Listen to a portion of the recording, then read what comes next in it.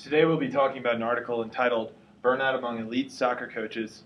Looks into the experience of elite soccer coaches in the top men's and women's leagues in Sweden.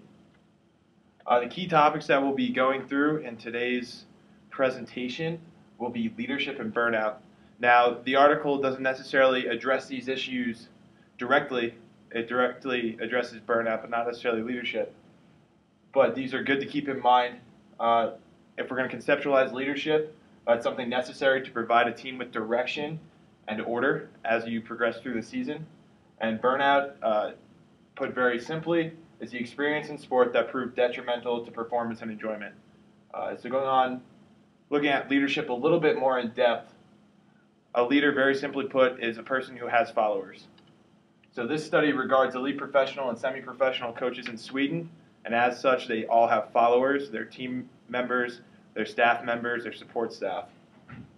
This is the top level of leadership, the highest level within the organization. The responsibilities for the leadership of these coaches are team selection, training the team members, assigning different tasks and roles to team members, inspiring the athletes on a daily, weekly, competitive basis, producing as part of their role as coaches to produce wins and results for the team, and also rewarding their team members for a job well done. Those rewards can come out in a number of different ways.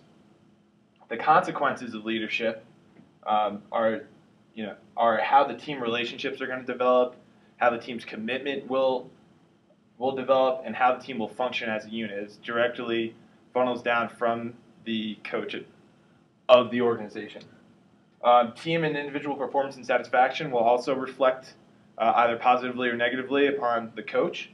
And hiring and retention is a consequence of how well the coach performs in their position. Hiring to get a new position or a lower position, or retention to maintain the same position they currently have.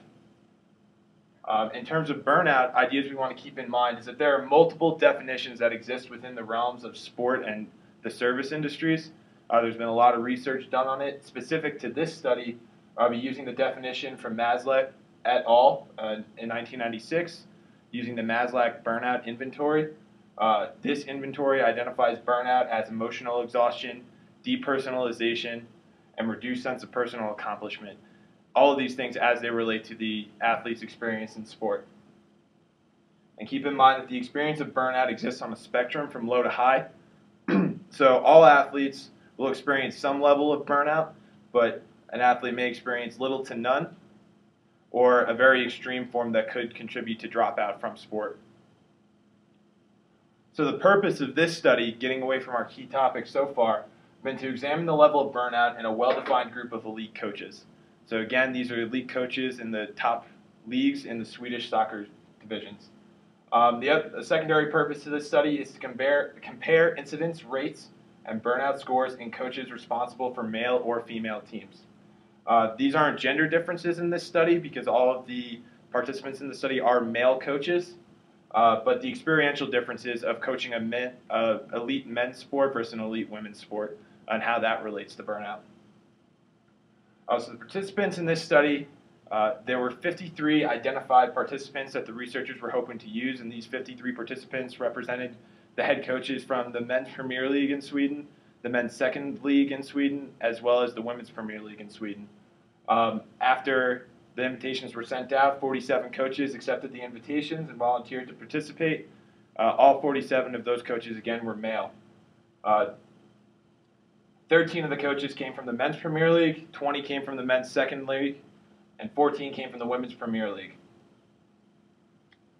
The measure, again, was the Maslach Burnout Inventory, specifically the Maslach Burnout Inventory Educator Survey. This was a modified version of the measure. The modification was exchanging the term student for athlete. The MBI-ES is a 22-question questionnaire factored into 3 subscales. These 3 subscales represent the three different elements of burnout identified before, so emotional exhaustion, depersonalization, and personal accomplishment. All questions are on a 7-point Likert scale from 0 to 6. 0 is I never experienced these emotions, these things, or I always experience these emotions. High scores on the first two subscales, so emotional exhaustion and depersonalization, indicate burnout, whereas a low score on the personal accomplishment scale is indicative of burnout. So the procedure of this study was sending out a cover letter and the questionnaire to 53 coaches representing all the head coaches in the 3 leagues aforementioned. These were mailed the week immediately following the completion of the competitive season in Sweden, which is late October, and all responses were anonymous. The coaches were not required to put forth their name or any further identifying material outside of their experience of burnout. The results of this study, first off, there were differences in coaching status existing between the leagues. So in the Men's Premier League, 100% of the coaches were full-time. In the Men's Second League, only 50% of the coaches were full-time. And in the Women's Premier League, only 10% of the coaches were full-time. So it's a marked difference, reflects some of the financial capabilities of the different teams within the different leagues. Differences also existed in the size and availability of support staff. Really just looking at the Men's Premier League and the Women's Premier League in this instance, the MPL coaches had 5 to 6 full-time support staff members, whereas the WPL coaches had 3 to 4 non-full-time staff members.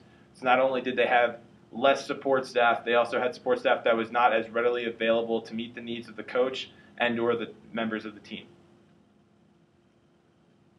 Furthermore, in general, the women's coaches reported higher levels of burnout than coaches in either of the 2 men's leagues. So this is best represented through emotional exhaustion, where we see 0% of the coaches from the Men's Premier League reported a high level of emotional exhaustion. 15% of the Men's Second League reported a high level of exhaustion, and 35.5% of the Women's Premier League presented a high level of emotional exhaustion. Depersonalization, we have a little bit more mixed results, but you can see that the Women's Premier League scores higher than the Men's Premier League. Some difficulty with the Men's Second League, but also still the Men's Premier League was still the lowest of the 3. And in terms of personal accomplishment, only 8% of Men's Premier League coaches had reduced sense of accomplishment versus 10% in the Men's Second League and 28.5% in the Women's Premier League. So you can see, generalizing across the 3 levels, the Women's Premier League coaches experienced the highest forms of burnout most consistently. So moving on to the discussion section, there were clear differences in the experience of burnout between elite coaches in the 3 leagues. And as I said, starkest difference between the Men's Premier League coaches and the Women's Premier League coaches. The researchers suggest several possible explanations that they infer from the information in their demographic questionnaire as well as the Maslach burnout inventory, or the financial concerns of the organization.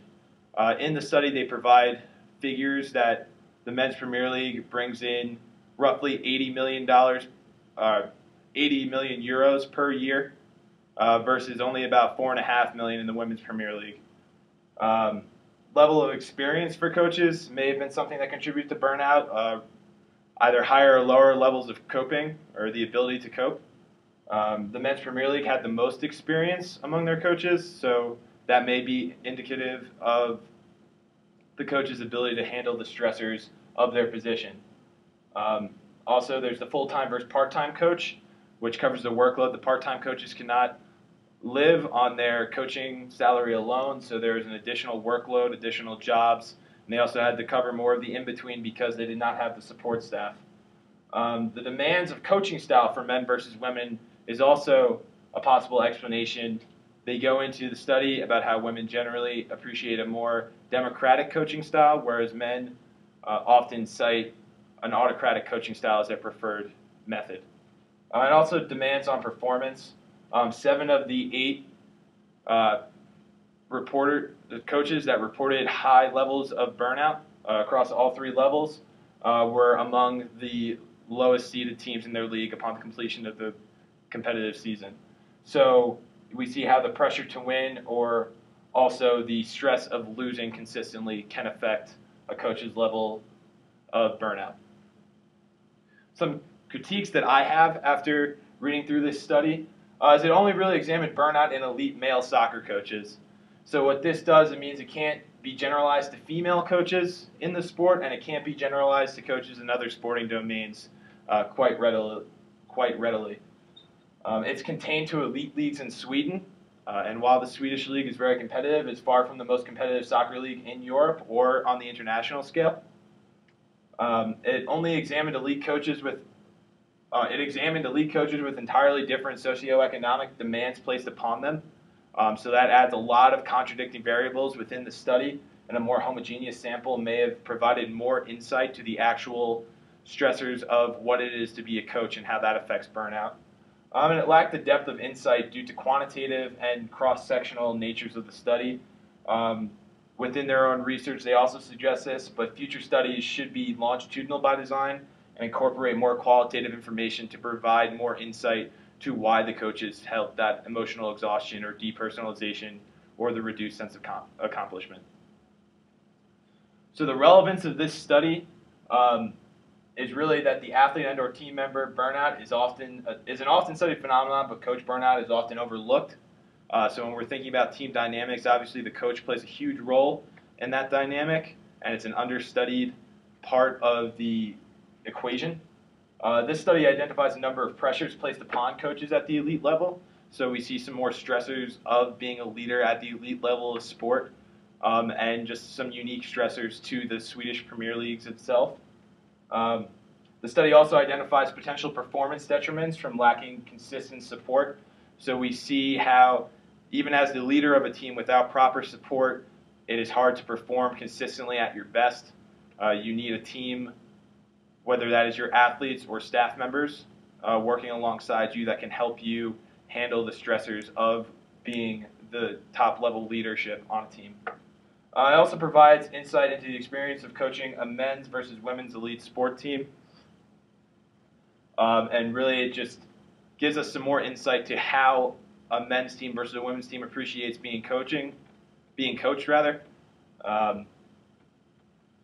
However, it doesn't delve into this too deeply, but it does raise the question of autocratic versus democratic styles of coaching within the genders. So that concludes my study today. We have the references here if you'd like to read more about them. Hopefully this was insightful about the effects of burnout specific to the members of leadership in a team or organization, and hopefully you've enjoyed the presentation. Thank you.